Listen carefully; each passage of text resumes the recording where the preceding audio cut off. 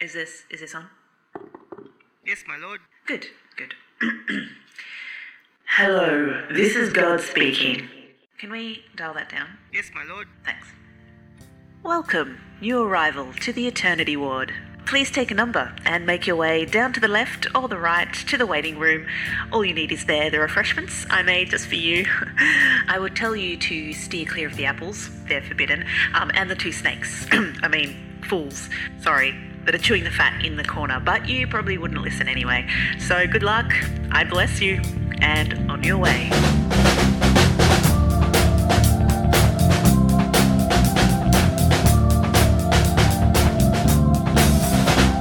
Welcome to the Eternity Ward, where we obsess over opinion polls, canvas backbencher support, stab each other in the back, and chat with our buddies while we wait for an appointment with... Who is he? Scott Morrison. ScoMo. That's him. I'm Nick. I'm Kris. Yes. Nick, it's good to see you. It's good to see you too. I saw you in person this week. That's right, you did. Yes, I flew down to Tassie. We actually caught up in person. You picked me up from the airport. That was very nice of you. Thank you. I was half an hour late, but other than that, it was very nice of me. It was cold. It was really cold. Yeah. You don't need to tell me that, Kris. I live here. Tell you what, it was good being back in Tassie. One of the things I missed was just seeing the stars. I was just out the back before here and I could see Venus and I could see Jupiter and I could see the moon right next to Jupiter and I could see Saturn and Mars, but I couldn't see them as well as what I could see them last week when I was down in Tasmania and I had my telescope, which is at my mum's house because I didn't bring it up when I moved here. Because you didn't think there was any point? Yeah, because, the sky's here in Sydney. Yeah. But I was thinking, no, it would have been good tonight. Would have been all right. But let's move on to... We are talking something that's been worrying me a lot lately, Nick. I chew my fingernails down. Yep. I get angry about this. I've trudged through despair. Yeah. And it's The Bachelor, yeah? No. Oh. That's just happy and glorious, isn't it? I don't know. I've never seen it. Neither have I. But no, this thing that's been that gets to me. I don't want to just be walking through despair and anger and worry and cynicism. I want to get to a place of I want to feel hopeful about it. Democracy, man, our democracy. You're worried about it? Well, a bit, yeah, because democracy around the world has been a bit of a worry, and if we sort of reflect a bit of that, then I get worried when I see things like Brexit happen. I get worried when I see things like Trump happen, and then here in Australia we have our government changing leaders. We've got the right of the party, I guess, taking more power, and so we sort of reflect some of these global trends. And I guess this is a global trend, what's happening with democracy at the moment, in that there is this sort of pushback against progress and globalization to this idea of nationalism, and of closing the borders. And it's led by a lot of people who feel like they've been left behind by the way that where the world's been going. So some people don't like where we've been going. And some of their reasons they can argue, some of the reasons they could argue might be valid and some not so valid. But there's a lot of them and they've got a bit of a sway at the moment. So, yeah, it's been worrying me. And I think a lot of Australians are very unhappy because they didn't vote for Scott Morrison and we've got a new Prime Minister. Not that we ever really vote for our own Prime Minister, but no, we sort of do. You sort of expect. We do in our own heads. Yeah, but that's been taken away from us again. And I think that trend is a trend that just looks like continuing because of the way that our whole system works. So we're going to talk a bit about our system. Have you been unhappy with our democracy? Before I get to that, yeah, I agree with what you were saying about, if Bill Shorten wins the next election, I cannot see him lasting to the end of his term. No. He just seems like such a loser. I can't see him surviving. I don't know who Plibersek maybe could replace him, but I don't know who else. But yeah, I can't see him making it. Anyway, am I concerned about democracy? Is that the question? That is the question, yeah. I think we should always be worried about the things in life that are worth worrying about. Like, I don't think my wife's going to leave me, but I need to be attentive to her so that things don't go downhill. And it's the same sort of thing with democracy. Like, I don't think democracy is in a terrible place. Like, Trump and Brexit, I think they're different things than what's happened in Australia over the last decade with the turnstile of prime ministers. Obviously, they're both issues. I don't think it's good that Trump's the president. I don't think it's good that Britain is leaving the EU. I don't think it's good that we've had, 7 prime ministers in 10 years. I don't think any of that's good. But at the same time, it's not like Australia's going down the toilet. We do need to acknowledge we've got one of the best democracies in the world. Yeah. Potentially the best. You could argue cases for that. But there are things that I'm looking at. When I was sort of researching for this, I was coming up with a list of things that I wasn't happy with the way we do our politics or our democracy, and it just kept getting longer and longer. Am I just a whinger and a whiner? Oh, of course you are. Yeah. Of course you are. But it's also what media you've been exposed to, and I think on the left there is a lot of negative press that comes out, especially when Trump's president. Yeah. And there were a lot of left-wing people that were very worried about Dutton becoming Prime Minister as well. Oh, man. He's sort of the antichrist for the left at the moment, I think. Well, this is... Which is why Turnbull hates him. Yeah. I mean, this is one thing. If I'm trying to figure out where to start with my list, and I'm going, well, one thing that I think that you might like to see change in that respect with what you're just talking about is character assassination, that happens within our political system. It's not just tackling the ideas. It's about the people. It's about the egos. And then there's always this character assassination going on. Is that the sort of thing that we want? Do you want it? I can't imagine you do. You seem to be someone who wants to tackle the ideas. No, absolutely. Is it fair that we rip each other apart or call Bill Shorten a loser? Yeah, fair call. Very fair call. I might be a bit there with you, but yeah. Yeah, I definitely think there's an issue when politics becomes a sort of popularity contest, when we're worried about how attractive our Prime Minister is or how easy to pronounce his surname is. Unfortunately, those two things seem to have a fairly big influence on who becomes Prime Minister. I think this sort of issue comes up when people are paying too much attention to politics.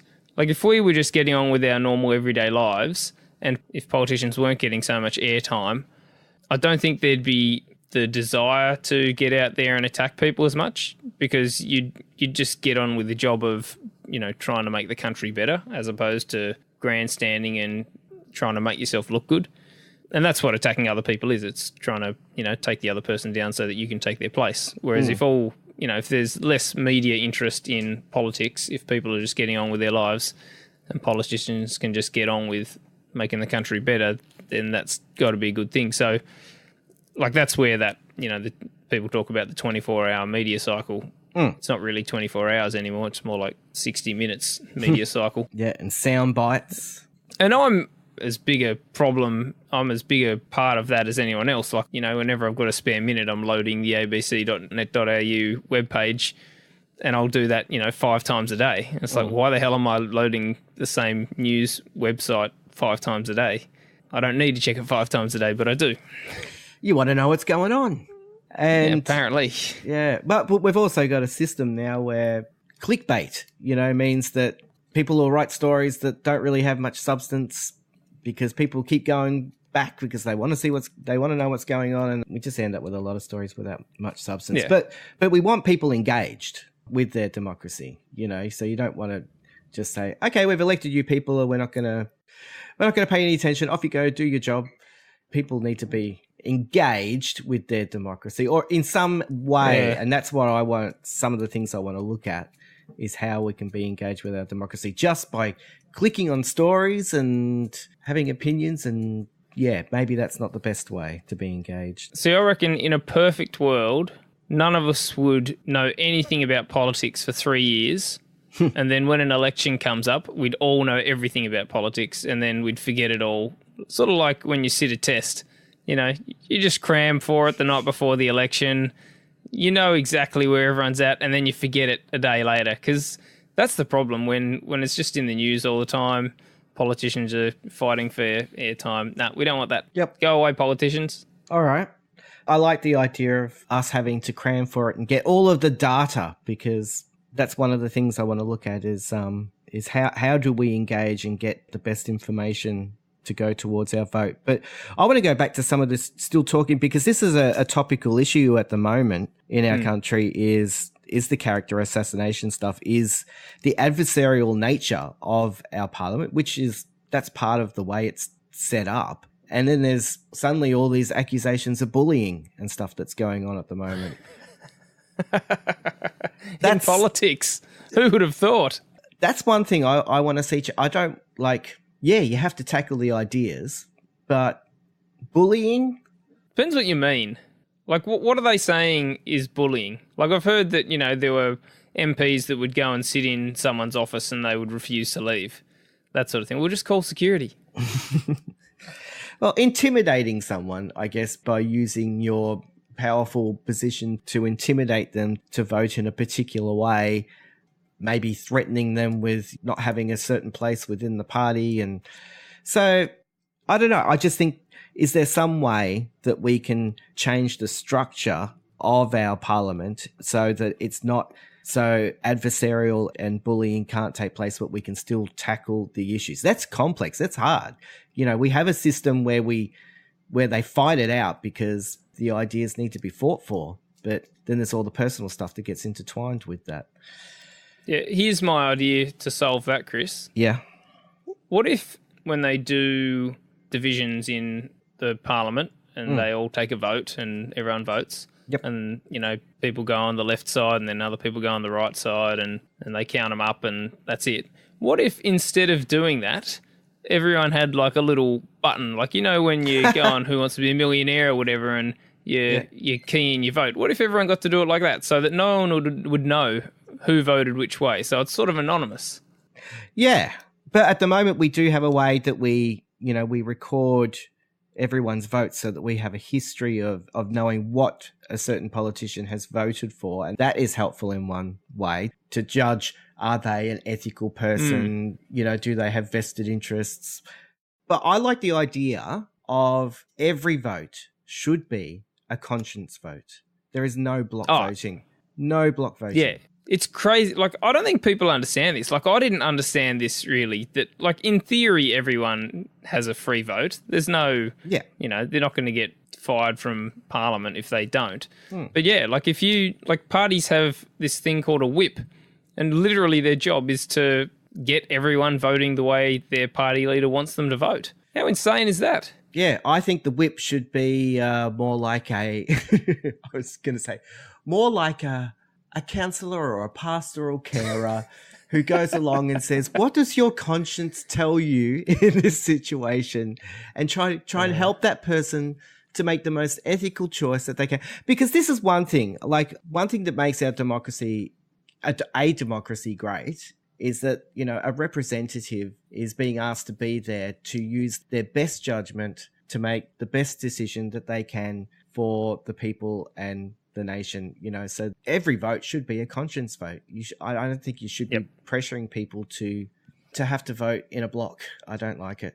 I think if there was some, little parliamentary police go, oh, hey, it looks like you're trying to form a block, if you keep trying that, we'll give them the anonymous button, Yeah, I think there's like a lot of grey area there. Like Tony Abbott used to talk about Parliament as being a robust place and the discussions there were robust. And I think that's the way it should be. Like we're talking about issues that matter and we want people to be standing up for the issues that they think are important.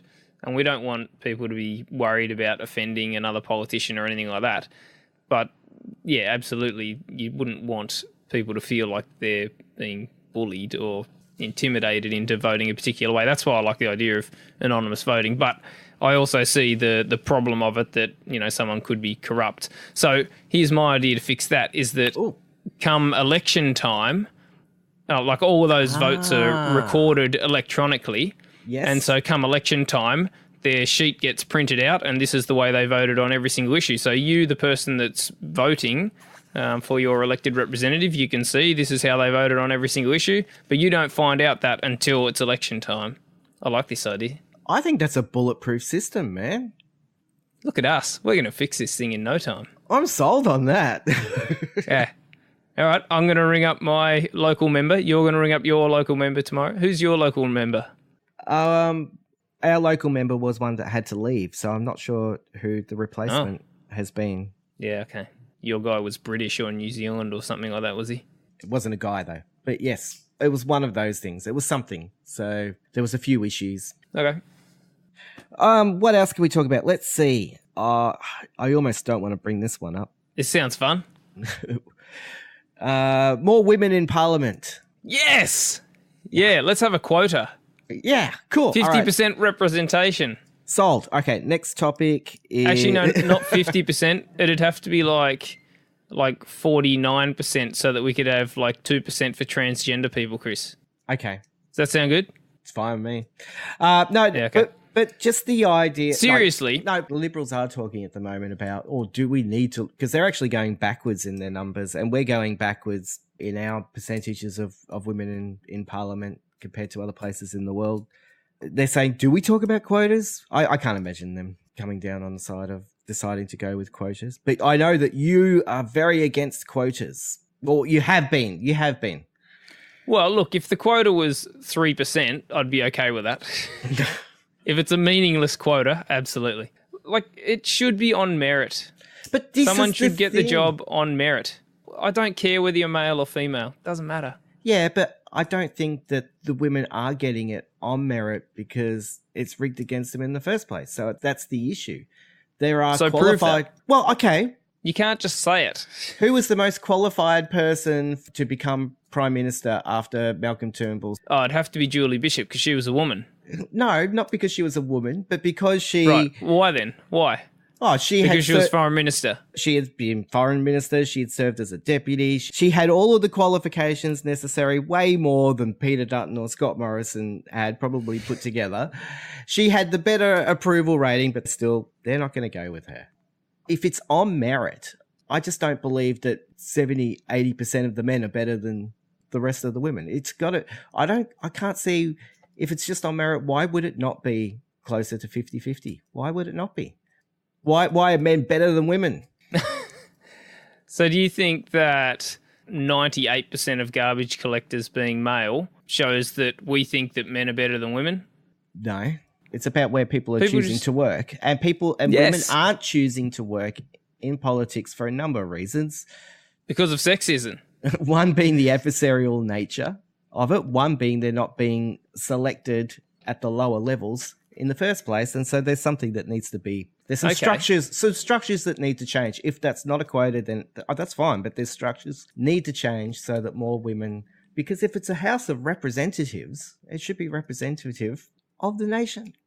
All right. Can you remind me of that comment in a second? Because that one I really want to respond to. But okay, Parliament is going to be adversarial. You're not going to get rid of that. And yes, that will mean that you'll have a higher percentage of men than women. Like, will it be 70-30? I don't know. I don't know what the percentage will be. But that will dissuade more women from joining it than men. There was something else. Do you want me to remind you that I said House of Representatives? No, not yet. There was something else. Hang on. I'll hold on to that. Yeah, hold. Oh, I don't know. There was something else. I should like write things down while you're talking. Anyway, I'll go into the House of Representatives thing. I was just going to say, before you even say that, so we have a House of Representative system. So all the people in my area vote, and then the majority, the person goes off and represents my area. The thing is, in the House of Representatives, maybe I am just whinging and whining, but I don't feel represented. I hardly ever have felt represented. That's just a precursor to whatever you were going to say. So when we talk about our elected people as being representatives, it doesn't mean that if we took that we want 50% to be men, 50% to be women. It doesn't mean we want whatever percent it is that's gay, 10% to be gay, 90% to be heterosexual. It doesn't mean we want whatever percent are disabled to be in Parliament, or whatever percent have blue eyes to be in Parliament. None of that matters. We don't vote on people based on any single issue. We vote based on whether we think they are the best person to represent our area. We don't want 10% of our representatives to have an IQ less than 83. That would be terrible. We want them to be the best of the best. And yeah, okay, you're probably thinking, well, there you go, we should have 50% women because women are good too. And of course they are. Absolutely they are. But, here's the thing I wanted to say before. You're saying that like women aren't pre-selected at the same rates that men are. The question is, what percentage of people are putting their hands up? Like if it's only 20% of the people that are putting their hands up are women, then of course only 20% of them are going to get elected. That's how it works. And so like the idea that less women are being pre-selected doesn't mean that there's sexism. It just means that, I mean, you know, I don't have the figures either. Maybe there is sexism going on there. And I think it is more likely to be sexism going on within the Liberal Party than in the Labor Party for sure. And I think the reverse is probably true in the Greens Party. I think if you're a woman, you're more likely to get elected in the Greens Party than if you're a man. So I think it kind of works both ways. Yeah, you might be right. But quotas is a terrible idea because for two reasons quotas are a bad idea. Number one, you end up selecting people simply because of their gender instead of going, this person is the best. And the second reason is if a minority gets selected when there's quotas in place, lots of other people have this little voice in their head going, were they just selected because of whether it's their gender or their ethnicity or whatever? You don't want that. We want every person to be there because they are the best person for the job. And we don't want any racist prick or any sexist prick to have any reason to say they're only there because of their gender or they're only there because of their race. Do we have the best? No, of course not. Because it just seems like there's a lot of people, Australians don't seem to trust career politicians that much. I think you have to ask, so who are these people that keep putting their hands up? What do they want? And it just, I guess whether it's true or not, it feels like that a lot of them just sort of want some power, sort of thing. Like, is there a way that we could do democracy better? What was that quote about, the person that has greatness thrust upon them as opposed to the one that's, you put the coat on them and go forth instead of someone putting their hand, I'll lead, But, we need leaders. We need leaders. And you can't criticize them too much because we've got to have a system and someone's got to put their hands up and they're the ones that have done it. So, but yeah, are they the best? Do we have the best? And so that's what I would like to see a lot of things change, like, because we mostly have politicians. Often they're lawyers, most of them have been probably through, especially for the Liberal Party, they're all like private school. So I feel like we don't get a very good cross-section of the population, but I would like to see like the people who are top of their field, like the best economists to be treasurer, the best scientists to be the science minister, someone who's been a nurse and a doctor and a brain surgeon to be maybe we still need him to be a brain surgeon, but but someone really high up to be the health minister. They don't necessarily even have to be the actual ministers, but having more expertise so that we can have the best people, if not running our country, at least advising our country. Set up things like, I think they're called consensus conferences, where a group of the best people come together and they work on the policy recommendations, and then that goes to the minister. And again, this is going back to personal attacks, but I see a fair bunch of politicians in there that I think don't have a very high IQ and are pretty ignorant. And I might be wrong, but that's where the evidence that I see leads me. And yes, I am a biased person with my own biases. Let's take who do you reckon? Or let's take an example outside of our nation. Do you think Trump is actually intelligent? Yeah, definitely. I don't. Don't you? Okay. No. I think he's also mad. He's like the mad king. Yeah, I think he's probably mad, yeah. I agree with that, but I don't think he's unintelligent. Like, you don't get to be president without being intelligent. I don't know how long we want to talk about Trump. Not really, hardly. no. I want to talk about Australian politics. I didn't want to start But naming what do you names. reckon the odds were that he wins that election? Coming from not being a politician to being in the Republican nominee race where there was like 15 people in the race, everyone thought, it was going to be Marco Rubio or Ted Cruz or maybe even Jeb Bush. That's the people that the pundits were saying were in the box seat and Trump had no chance. Well, who won? Trump won. And then the same thing happened during the election. Everyone was saying, well, Trump's got no chance. Clinton's going to wipe the floor with him. She's actually a politician and Trump's just this wacky dude. And guess who won? Trump won. He's won everything that he's been in. Now, if you want, you can just claim that's luck. Man, that's a lot of luck. It's also money. And that's another one. He had way less money than Clinton. This is like the first election in a long time where the representative with less amount of money won. Seriously? I saw a documentary where he spent, basically $1 more, a very small amount more. Of his own money? No, just on the whole campaign than the Democrats did. Okay. Maybe I'm wrong, but I thought... I might be wrong too. I thought in the lead up to the election, I'd read that Trump was really struggling to get people to donate, whereas Clinton was just having money flying in left, right and centre. But I could be wrong. Could be wrong about that. What about talking about money in our political system, political donors? Yeah. That's one thing I would love to see just kill it. Yeah, I would too. Yeah. The tricky thing about this issue is that, like, I agree with you, we should get rid of donations. The problem with it is then, well, who funds everything then? Like, who funds political parties? And if you say the government does, the taxpayer funds it, well, what that means is that you can't have new political parties. Like, how does a new political party form if the government is funding all of it? Like, the Greens would never exist. Jackie Lambie Network would never exist. You'd only have Liberal and Labor and the Nationals and the Greens, and that would be it forever. Nice.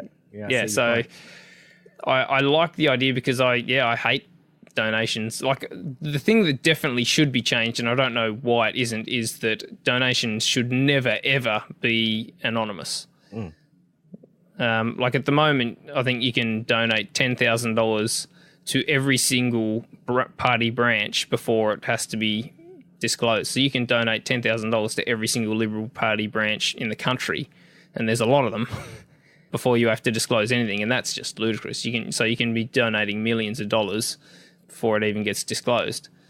That's crazy. And that's one thing the Liberal government changed. It used to be, I think, either 1,000 or 3,000 or something like that, and they upped it to 10. That should be changed. I want it changed because democracy is meant to be for the people, and I think political donors, large political donors, means that the politician is enslaved to that political donor, and so the interest is with the money, not with the people, and that makes me ask the question: do we live now already in a post-democracy world where this is not a real democracy for the people, it's for the elite? It's for the people with the money. So we end up with, it doesn't matter which party you vote for, if they're all beholden to them, we end up with the policies driven by the people with money. Revolution. Yeah. So having the best system of government in the world ever isn't enough for you, Kris. You on revolt. How are you revolting? What are you revolting to? Yeah. Okay. All right. Good question. So I think you've called yourself a democratic socialist before, haven't you? Yeah. Yep. So Michael Moore, he argued that our economic systems of capitalism and socialism stuff, they're all sort of derived from like 16th and 19th century ideas, and we need something for the 21st century. That's what he's been advocating for. And so, yeah, I think we need new ways of doing things. The world is changing.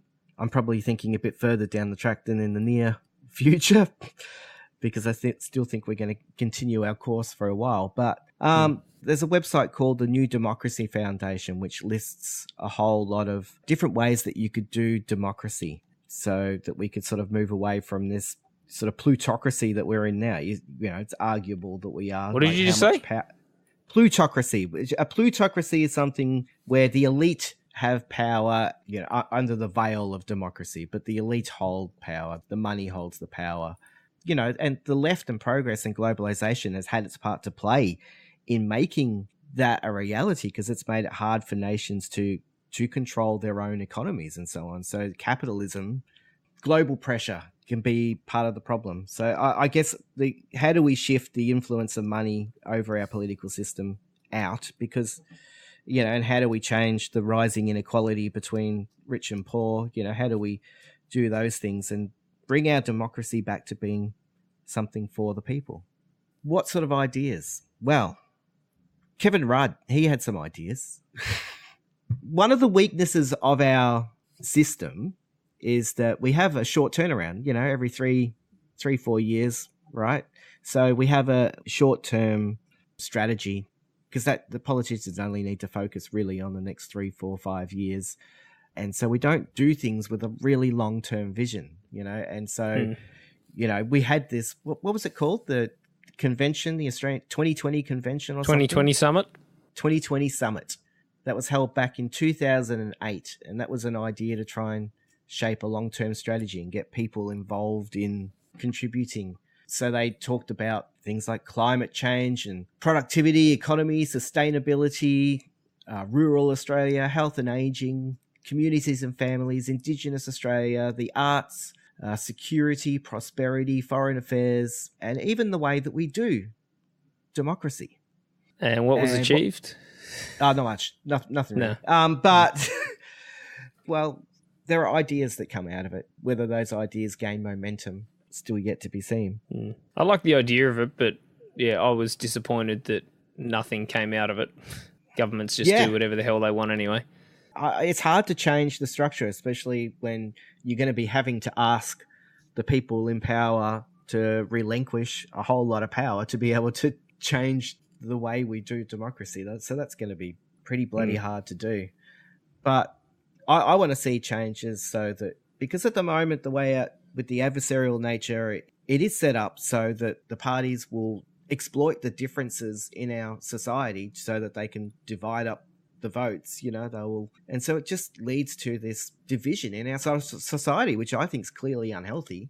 And I want to see us somehow create a system where the focus will be more on the things that we share in common. I don't want to see us fighting amongst ourselves all the time, but you can. Well, we have to be fighting amongst ourselves. Yeah, you've got to respect. You can respect the differences, but you want to come to the center. We're not coming to the center. That's just this camp sitting over there and this camp sitting over there, and they just sling mud at each other. But you don't need to debate the things that you already agree on. You only need to debate the things that you don't agree on. All they agree on is taking money from political donors. Oh, whatever. they agree on heaps of stuff. That's a sarcastic comment, cynical comment. Yeah. But I do have a lot of cynicism. I want our leaders to be people that are going to listen to the other side, understand where they're coming from, understand their point of view, not just dismiss it altogether. Get to a point where you can respect their point of view even if you don't agree with it. Okay, so on that, Kris, what do you think of Scott Morrison's policy on offshore detention from his perspective? Considering that you want, people on the right to really look at the opinions of the people on the left and really consider where they're coming from and not demonise them and really understand why they're articulating the views the way they are and the things they stand up for. Do it. Yeah, hard to do. Hard to do because I don't have any respect for him. Not in this realm. I think that things like the asylum seeker policy, things like foreign aid, I think things like that should be taken out of the government's hands and put into the hands of some panel or something that sets the policy for that or sets the agenda that the government's going to approach to that. I don't like those things becoming a political football because then it's part of the division. They're creating the fear. They're closing the borders. I don't like it. But what you're saying is that the actions that Scott Morrison is taking or whoever in the Liberal Party is taking is all because they're trying to drive up fear because they want to win a political point. You're assuming that they don't actually believe it's the right thing for Australia to do those things. You think they're just trying to win political points. And I don't think that's true. Yeah, I think maybe they think it's the right thing for Australia, but I think it's unethical. I could come around to saying, yeah, okay, maybe you do think it's the right thing. Yes, so they're not just whipping up fear. They're actually doing what they believe is the right thing. I don't think they need to whip up fear to do it, but they do whip up fear. But that's not their aim, regardless of whether that's what... left-wing people do that with climate change. They whip up fear on climate change. That doesn't mean they don't have a point. Is their aim to do the best thing by the nation, or is their aim to score political points? And I think because of the way that it's set up, they might be out there trying to score political points. The left as well? Yes. Okay. I think you're much more cynical about politics than I am. Yeah, I am. I try not to be too cynical because I think there are people in there that have chosen to serve their country for the things that they are passionate about and they wanted to make a difference. I think there are also people in there who just have really big egos. Yeah, well, and want power. You know, I want to take power off them. I want to see... Okay, some of these other ideas. There are things like, what if we had a citizens' senate, like a people's house, a third tier of house. So we've got the reps, the senate, and now we have another tier, which means more bureaucracy, which is part of the problem with democracy is that things go really slow. There's pros and cons to that. The con is things move very slow. The pro is it's very hard to get bad things through because things go very, very slow. It's also hard to get good things through. Whereas if you have a dictatorship, you can just do it then and there. And if you've got a really great leader, well, good on you. But the problem with a dictatorship is you might not have a good... I mean, you're reading a book about Stalin at the moment, aren't you? Yeah, the problem with dictatorship is that you never, ever get a good dictator because the good ones get killed off real early in the process. It's only the bloodthirsty assholes that are still standing at the end. Yeah. Okay. Well, the Citizens Senate, anyway. So the way that works is, so you got another house in Canberra. They have to build an extra extension. They could just use Old Parliament House, couldn't they? They could. They've actually used Old Parliament House to actually do trial runs of this very thing. They get a group of people who are sort of chosen by lottery, but a lottery which takes into account, age and income, so that they get a good cross-section of the community. It's like being called up to be part of a jury or something. It's like, come and serve your nation. Be part of the Citizens Senate for, 6 months, a year.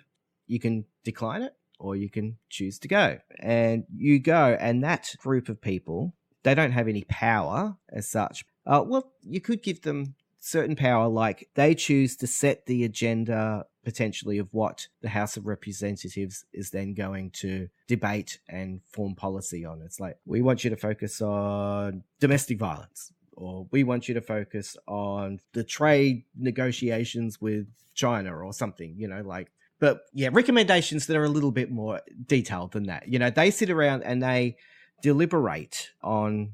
Actually, a deliberative democracy is one thing that's been getting a lot of... People have been talking about the idea of deliberative democracies, whereas you don't so much debate or you don't really dialogue. So it's not really about polls or public opinion, but what you do is you get a whole lot of bunch of people together, you give them all of the data, all of the complex data, and they sit around. So you're trying to get them deeply informed. You're trying to get them to explore and seek what I was talking about before, the common ground, not the differences. You seek the common ground to inform the policy recommendations that you're going to make. And they're just recommendations, but these are ideas to get some power back, or some influence is a better word, back in the hands of people. Because our democracy, potentially, if we are a post-democratic nation, we're just being run by the elite, Nick. We're not a post-democratic country, Kris. This is insane. Put your tinfoil hat on, man. I'm going to have to boot you off this broadcast, Kris. This is ridiculous. You don't think that there are influences at work within our democracy that are more powerful? Like, what about the mining companies? How much power do mining companies have? Yeah. Why should they? They've got a lot. Why should they have? It should be in the hands of the people, not the mining companies, not the banks. Yeah, I agree. That is an issue. And how do we address that? I don't know. We should look at addressing it. Yes, I agree with that. I'm not saying our government, I don't think that we should be afraid of our government. I'm not afraid of our government. But the idea that we should randomly pick out a bunch of Australians and that they're somehow going to be a better force for good than our current crop of politicians, I don't know where you get that idea from. If the mining company can influence politicians, they can most certainly influence whoever the hell that random bag of people are that are turning up to Canberra once every 20 years. I mean... Well, in the tests they've run on it, so, for starters, there's more diversity in the group than there is in Parliament. What do you mean? What they found... Oh, just... Like there's more women or there's more... More women, more ethnic diversity. And that's by definition a good thing. They take a cross-section of the community and... boom, you put them in a room and you give them all of the complex information and they sit around and they work it out. And what was really interesting is they don't yell and scream at each other. They feel like they've contributed. They feel like they work together to... Each group was sort of like working on different policy recommendations, and they did give them to Parliament. It was just all a laboratory test, really, though. But the idea that they were able to feel unified... I was watching the documentary and they felt very unified at the end of it, that they were doing something good and they were engaged and they felt more informed than they'd ever been. Just because we do our democracy a certain way or our politicians do things a certain way and they tell us that this is the only way it can be done, I don't buy that. No, of course not. But you've got to have an idea that would work in practice. And yeah, well, that's why they're practicing it. Yeah. Yeah, there's other ideas like nationless states. It's more like all the politics is done by local councils or something. It's smaller and smaller. Or you have things like a demarchy where lots of committees decide policy. And so those committees would be made up of the stakeholders in what that policy would be around. So if it's, disability policy, you'd bring a lot of people with disabilities into that committee. And these aren't necessarily people making the decisions, but they're the advisory panels, they're recommendations. Because I just want to see us have longer term visions, and people like that who don't have, I guess in that sort of situation, that person isn't there just thinking about the next election cycle. They're looking at the long term future for Australia and what's best for Australia. And so, I like that idea. Yeah, I've been really disappointed with how self-obsessed our recent batch of prime ministers have been, all the way back to John Howard, probably, I guess. Like, they all just seem way too concerned with their own job security and not enough with, what's good for the country. It's ridiculous. Like, Turnbull, he has turned his back on so many policies that he thinks are important. Yeah. Rudd did the same thing in the dying days of his prime ministership. Stand up for yourself and just say, no, I might be fired, but who cares? I'm going to stand up for the things that I believe in. It's when they backed down that they got kicked out as well. Both of them, when they backed out of what they believed in, then the parties knifed them. So, strong leader. Come on. Yeah, and Bill Shorten is not that man. Hate to break it to you people. My goodness. He will do whatever he thinks will get him power. He is the faceless man. I don't think people realise this. He's the faceless man that knifed Kevin Rudd. Oh, man, it's really disappointing. Like, when he started out, I really liked him. Bill Shorten? Yeah, the first we saw of him was at the Beaconsfield mining disaster, because he was a union guy that was talking to the media about everything that was going on. At that point, you could see he was a genuine guy who really cared about what was going on, was really fighting, to help save these people. And he was really articulate, and the Labor Party saw him and went, yeah, we want him, because he looked really good in that situation. But then he got in, and I don't know, he does feel a bit soulless, a bit fake and weak or something. But I heard a good quote the other day. I don't know what I think of it, but the quote was, does power corrupt people, or do people corrupt power? Not that we're necessarily talking corruption, but it's about, is it power that messes people up? Or because in one sense, there isn't anything wrong with power. We all have influence and power in certain spheres of our lives. So it's just about, the ethical and good judgment and right use of that influence. Yeah. So maybe it's people that corrupt power. Or do they let the power that go to their heads and they go crazy? Yeah, it's both. Yeah. But Jordan has asked us a question, Kris. He brought up the role of the media in all of this. Yeah. The fourth estate. Yeah. Yeah. The media have certainly had their role in all of these. leaders who've fallen on their sword, I suppose. This is what I'm worried about. We're just going to keep changing prime ministers because the media plays a big role in the news cycle, the soundbite, the clickbait, even in social media where, like you saw it in the States with lots of made-up stories and people just eat it all up.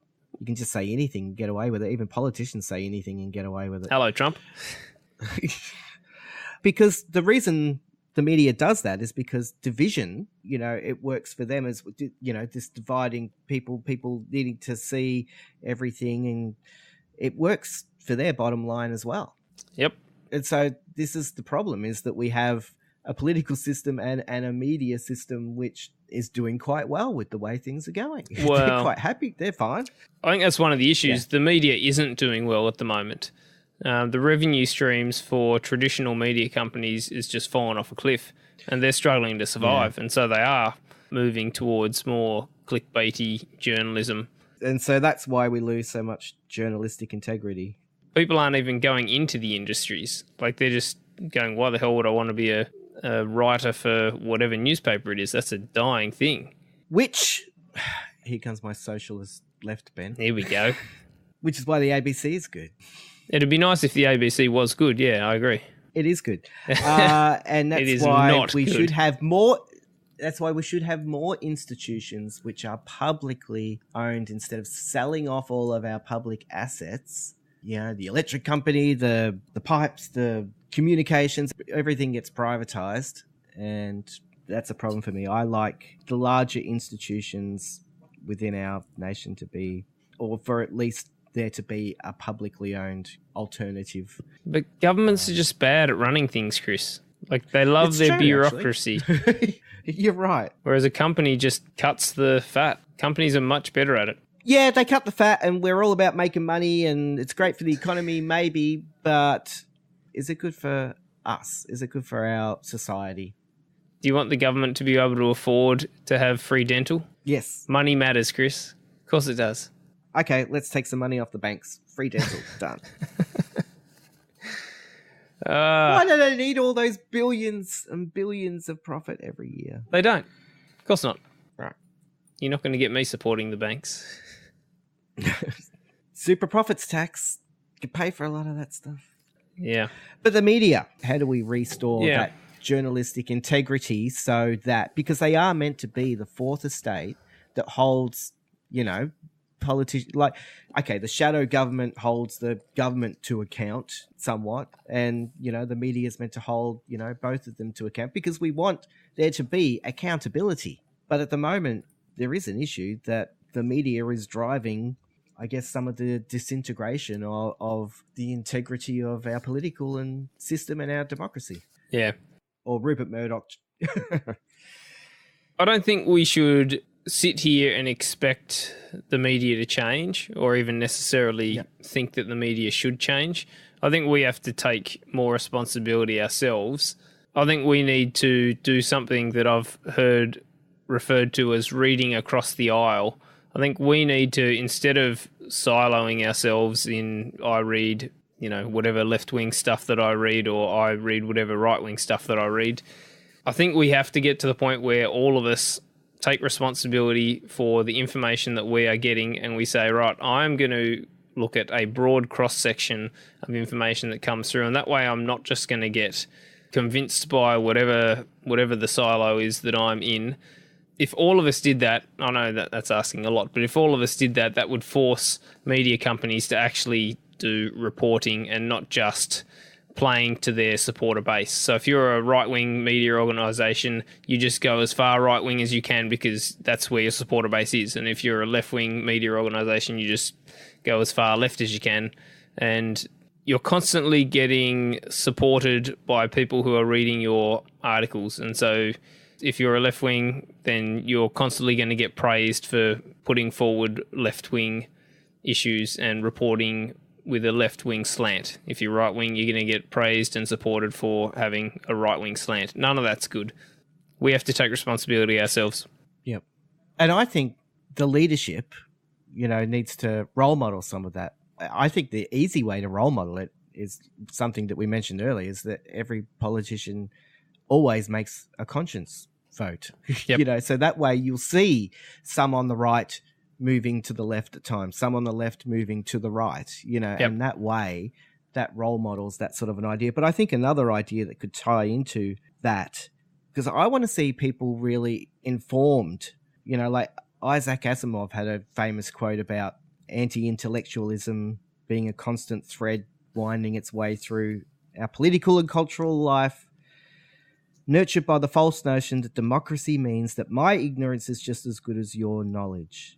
And ignorance isn't as good as knowledge, but at the moment they are worth the same vote. So the problem with that statement is that we often assume that I am the intelligent one and the people on the other side of the aisle are the ignorant people, that I have this information and they're ignoring it, or they're discompassionate, or whatever the negative portrayal of their view you want to throw at them.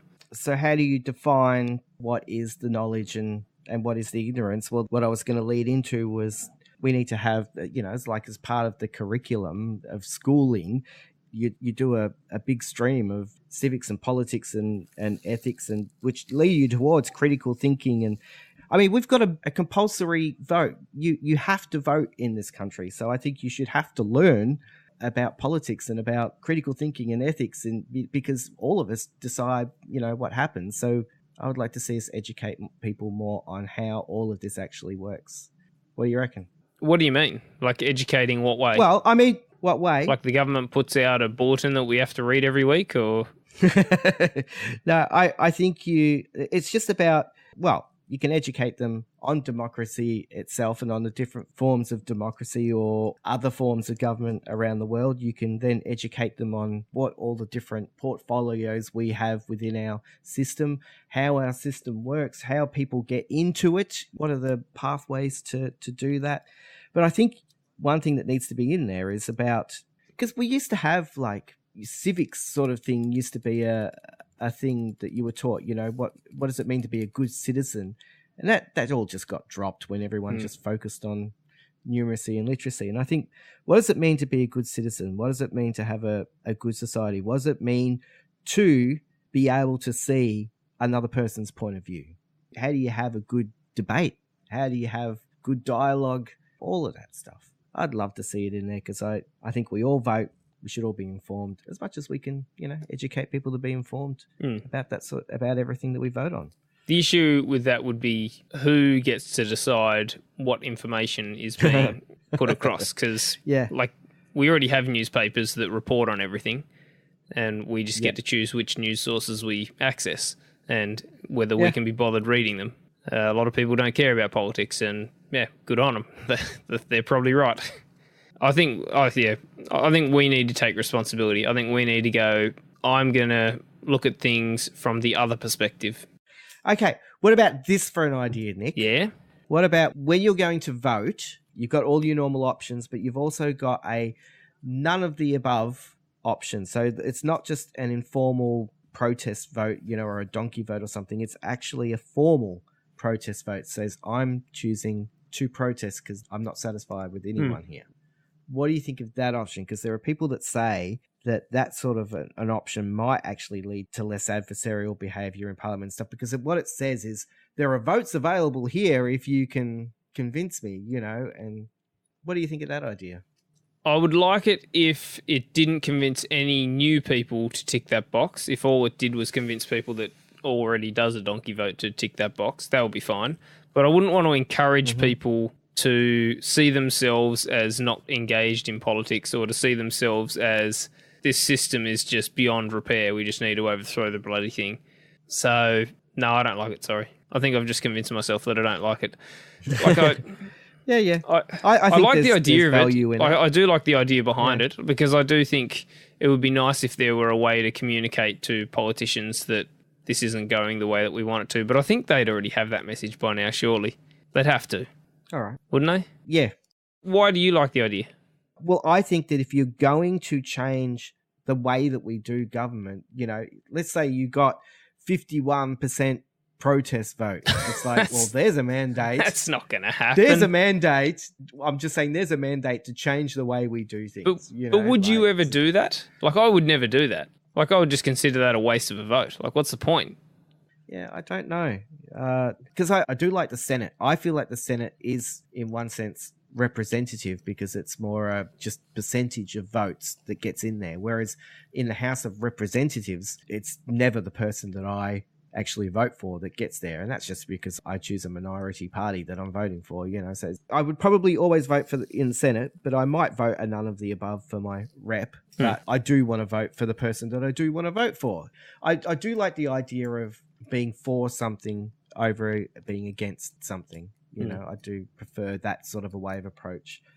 The other thing I wanted to talk to you about, do you think that we should change the age of voting at all, or are you happy where it sits? Yeah. I didn't write any of this down, but yeah, I'm glad you brought that up. I think we should raise the voting age to, say, 25. Wow. Yeah, something like that. But it's young people that are going to be inheriting the nation. And they will have 60 years to vote. Okay. Because you used to go with young people to like a youth summit thing. Yeah, and I like that. To go and see politicians. Yeah, absolutely. They weren't voters that I was taking. But if you're not a voter in our system, it's like, well, then they don't necessarily need to pay any attention to you. So why would they then care about, if you're not voting till 25, they can do whatever they want to, university degrees. So you don't care about the cost of university degrees? I do, but the people with the most vested interest, being the actual university students, don't get to hold their vote over a politician's head saying, you better be nice to me. I think most parents would care enough about the education of their kids that they would... Yep. Yeah, like it's the same thing with childcare. Like, no, the babies aren't voting, but their parents are. So why 25? Why up to that age for you? I don't think at the age of 20, I don't think most people will have divorced their opinions from their parents. Regardless of whether they're left-wing or right-wing, you know, they've spent their entire life marinating in the political views of their parents. And what's the point of that? That's just giving 2 votes to people with kids. Wait till they're older, till they've moved out of home, till they've been able to have discussion with people that, you know, aren't their parents and who disagree with them, and they have to actually work out for themselves what they believe in. What do you reckon? Like, because the Labor Party would love to lower the voting age, because the lower the voting age, the more liberal your voters are.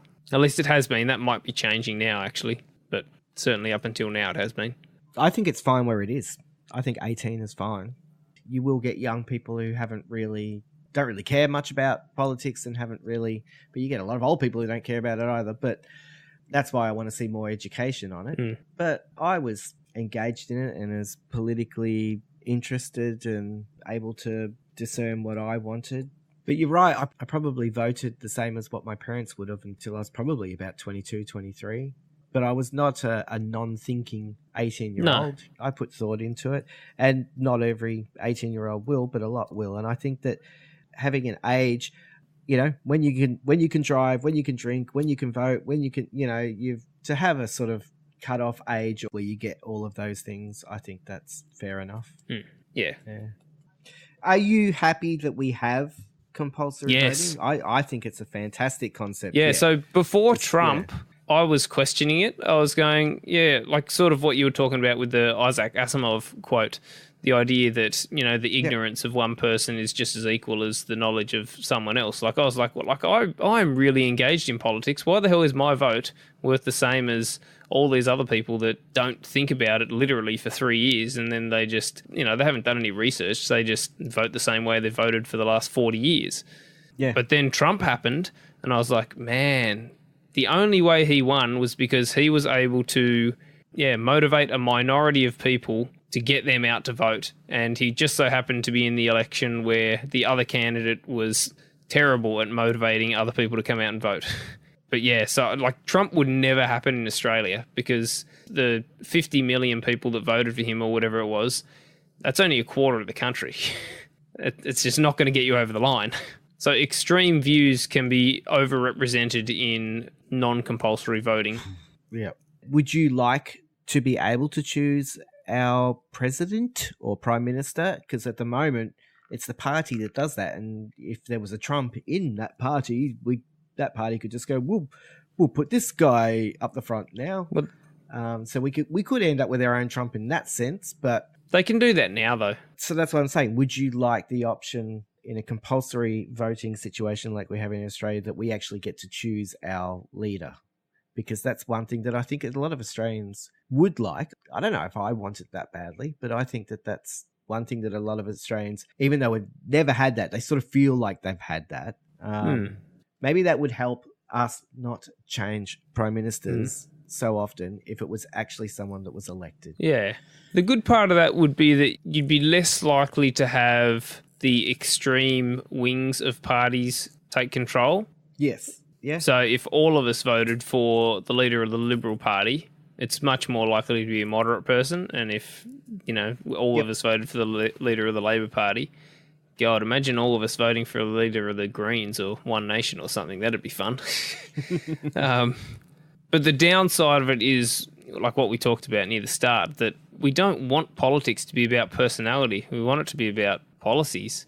Yeah, that's a good point. Yeah. So would we be able to differentiate the policies between Bill Shorten and Anthony Albanese? I don't know. Probably not. Voting for your president makes it a popularity contest, so it becomes personality driven, very much so. It's unavoidable. Yeah. I definitely don't like the US system where like Democrats vote for the Democratic leader and Republicans vote for the Republican leader, because that's the opposite. That means you do get the fringe candidates more often. Right.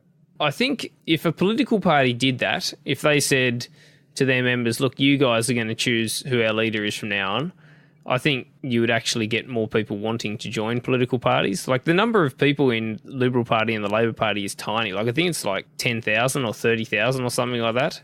That's it for Australia in those parties, and it's a tiny number because there's no point being in it. Like why would you want to be part of either of those parties? I don't know about you, but I've never even considered joining any of those parties. I considered joining the Greens for a while because I was right on board with them, and I saw them as being the answer to a lot of the problems that our society faced, climate change and renewable energy. And yep.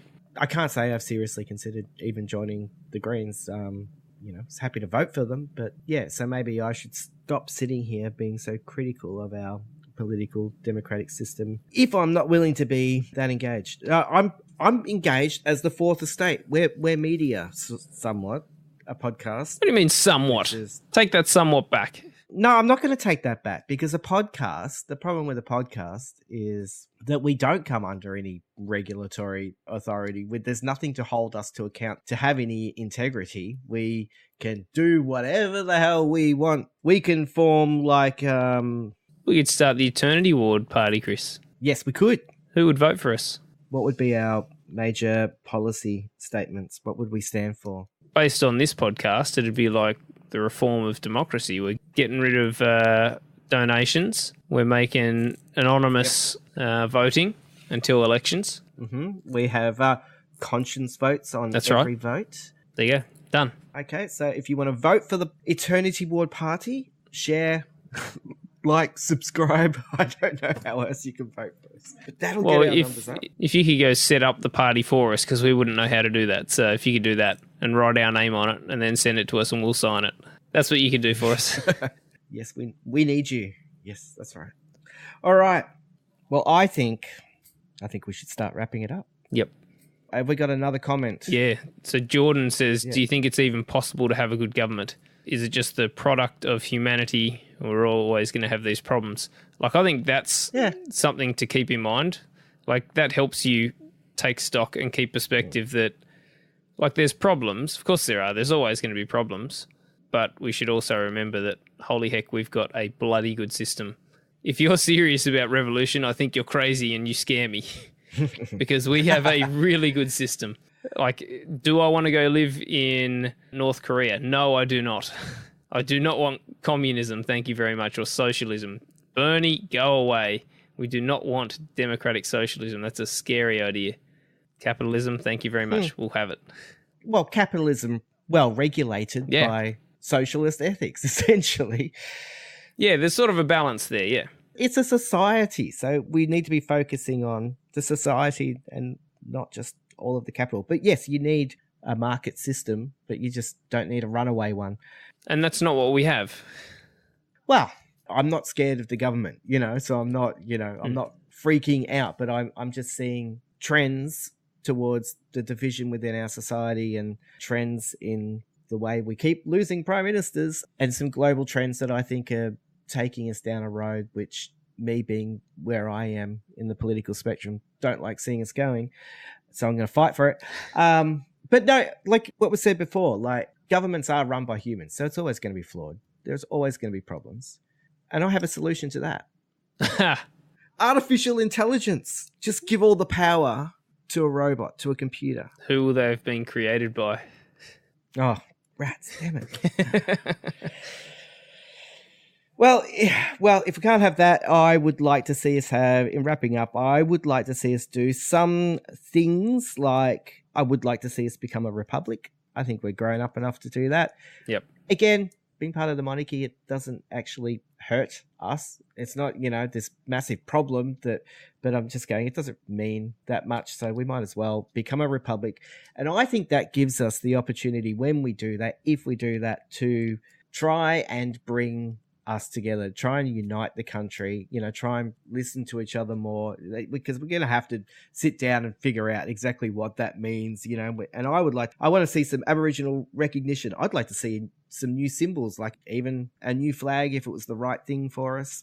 Yeah, a new anthem would be good, because the other ones don't go there. That is such a load of shit. But none of these things matter. The anthem, the flag, and the republic, these things aren't the most important things. They're just they're superficial things, but there's cultural symbols, and I think the opportunity is there for us to be able to unite under some cultural symbols if it was framed in the right way. Now, I don't know if that's possible with the way we're heading, but I'd like to see us being more deliberative and less yelly at each other, more really get down into the complex problems that the government's trying to solve, and be able to try and solve them together. Good luck. You should go to Parliament House sometime and actually walk around the cafes. You'll see the politicians from either side of politics just sitting there chatting. It's only when the television cameras go on that they're actually if question time is your idea of politics,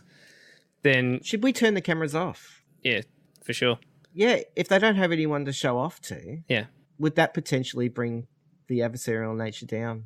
Yeah, but who cares? We want it to be adversarial. I don't know why you keep wanting to take that away. You want adversarial. Adversarial within limits. You want them to be respectful. You want them to be civil. You want them to be able to fight for their ideas and articulate their ideas, but you don't want them to just drown in character assassination and not get anything done, So, yep, agreed. Yeah, I'd like to see more professional people within Parliament, and I'd like to see money, the political donorship stuff. I'd like to see that change. There's a bunch of things. The professional thing already happens, Chris. Politicians have advisors all over the place that are high up in their representative fields. That's what the departments are. They're stacked with people that, economists and medical people and all that. Okay. They just balance that with the political side of it. That's what the politicians do. I'm with you on the donations, though. That's awful. Yeah. Get rid of that. Yeah. I just think we need to do something in the long run that's going to help us trust our politicians more and trust the electorate, so trust each other. If you want to trust your politician more, go and meet them. Too many people don't actually know their politician. Go and actually turn up to their office and say, hey, or ring them up and say, I want to have a meeting with you. They will do it. They would love you to come into their office and have a chat with them. You'll get to meet them. You'll actually find out they're a human being and, they're very decent. Whereas if all it is you just see them on the TV and they're being bitchy and whatever, of course you're going to end up having a negative view of them. Most of them are good people. I'll take your word for it. Yeah, good. But I think the conscience voting and the anonymous voting with the record at the end, I think they're our best ideas. I think so too, yeah. So that brings us to the end of another Eternity Ward. Thank you for the comments. I'm going to go and put my tinfoil hat on again. Where did that go? You're going to go and start singing some communist songs? I'm not a communist. You're a socialist. Somewhat. Socialism is the same as communism. Well, if you read the definition of communism, you read the definition of socialism, you read the definition of Marxism, of democracy, all of the definitions they sound great. It's a great concept, a great idea. It's what happens in practice. Yeah, democracy works really well. Capitalism works really well. Which country has done capitalism and is like just going down the toilet? Has Greece gone down the toilet a bit? Well, it's not down the toilet, but there are countries that suffered a bit through the global financial crisis, but their standard of living is still, it's not third world, is it? So yeah, they're not North Korea.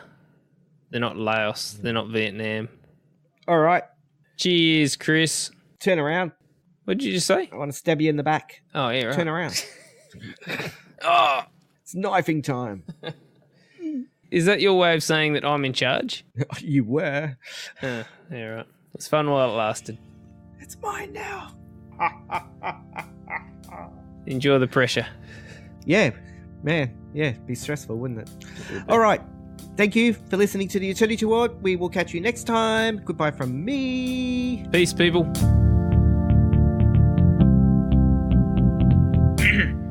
Scott here again.